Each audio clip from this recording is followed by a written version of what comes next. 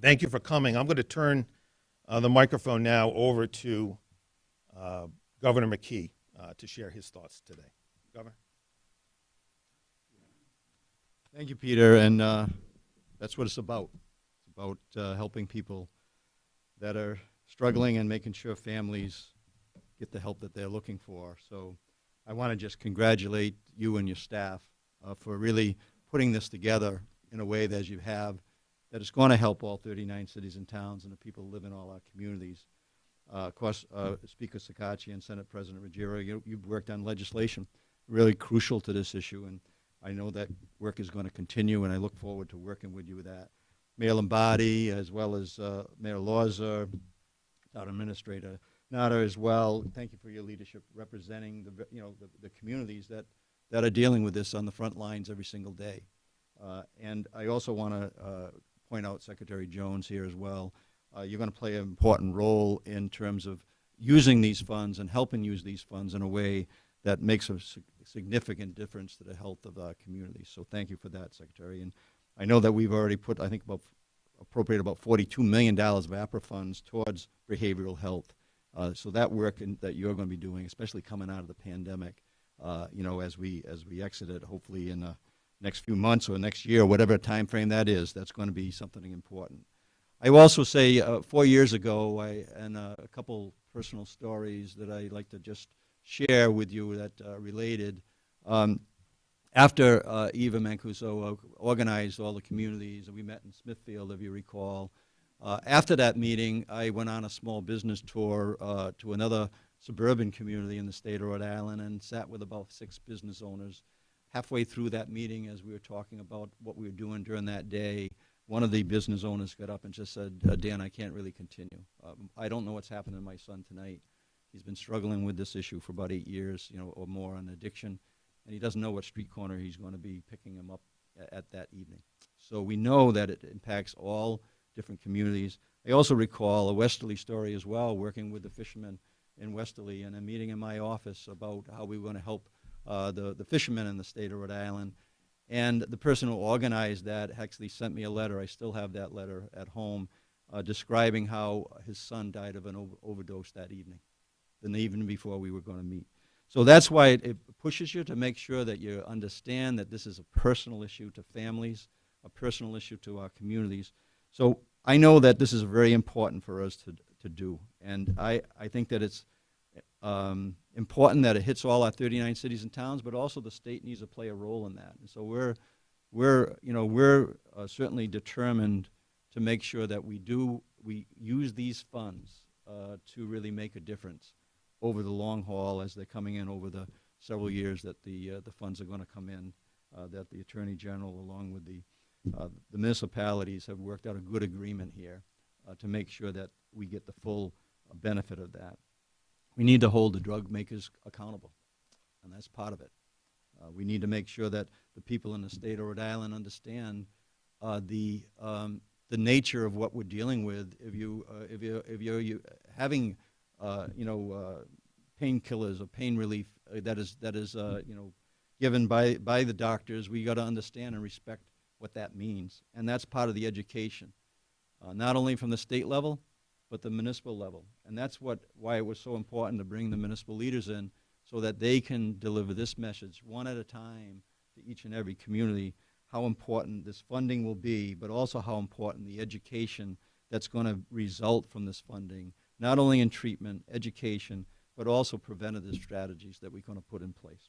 So again, I want to thank the Attorney General and your staff, Peter. Let's get the funding where it needs to go and put an end to this opioid crisis in the state of Rhode Island. And with that, I'll give the mic back to you. All right, so next I'd like to ask, make sure I have this right here, Speaker Sakachi to come forward and share his thoughts. Speaker.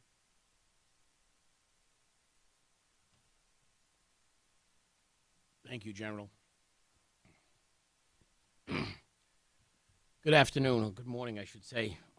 First, I'd like to congratulate the Attorney General and his team. It is not easy to accomplish what he did and what Eva Mancuso did working together. You see these wonderful statistics behind you, but as a practicing attorney, I will tell you that those things don't happen. Those things don't happen as, you file a lawsuit and you get a settlement. Absolutely not true. There's hours and hours of detailed litigation, production, subpoenas, interrogatories, witness prep that goes into it. It's only because of the dedicated efforts of the Attorney General, his team, Eva Mancuso, her team, the cities and towns and the state came together to get this historic settlement. This is critically important for Rhode Island because, as the General said, behind every statistic, there's a person, there's a family that has lost someone or someone who needs treatment.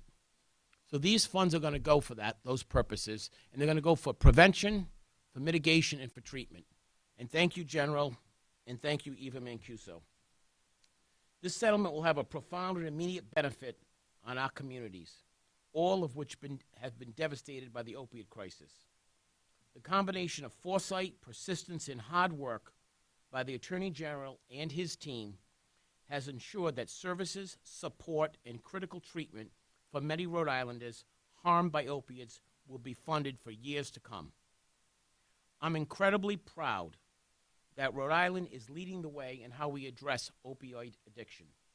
Last year, the Senate President and myself worked very hard to pass first in the country harm reduction centers. Controversial? Yes. Unanimous? Absolutely not. Been in the General Assembly for years, but needed, and we got it done. We look forward to see those centers up and operating and preventing and treating people who need it. Harm reduction centers have been shown to significantly mitigate the chance of an overdose. They are also a gateway to treatment and rehabilitation for people with substance abuse disorder. As the sponsor of that legislation at the House, Jay Edwards, said,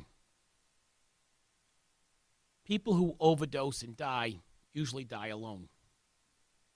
We need to attack this epidemic from multiple angles. In addition to the pilot program I just spoke about regarding harm reductions, the General Assembly expanded Rhode Island's Good Samaritan Overdose Prevention Act, making it easier for first responders to treat individuals who are overdosing and not worry about liability. For too long, pharmaceutical companies marketed opiates. They claimed that opiates were safe to use. When the sales skyrocketed, pharmaceutical companies profited and our communities suffered the fallout. As everyone here agrees, there is no amount of money that will undo the harm caused by opiates or that can bring back someone who has lost their life due to an overdose. However, as the General said, there is hope. There's hope that this settlement will help our communities to provide treatment, prevention, and mitigation to those who were affected. Thank you. Thank you, Speaker. I'd like now to invite Senate President Ruggiero to come and share his thoughts. Senate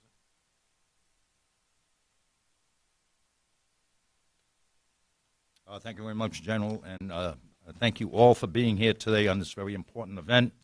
I, too, as the Speaker did, want to commend the Attorney General for the great job he did, and also the cities and towns and even Mancuso for their involvement in this particular issue.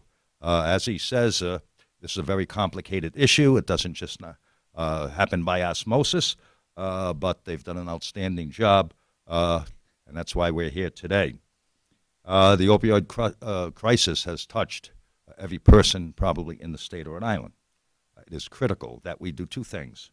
One is hold those who are responsible for this crisis accountable.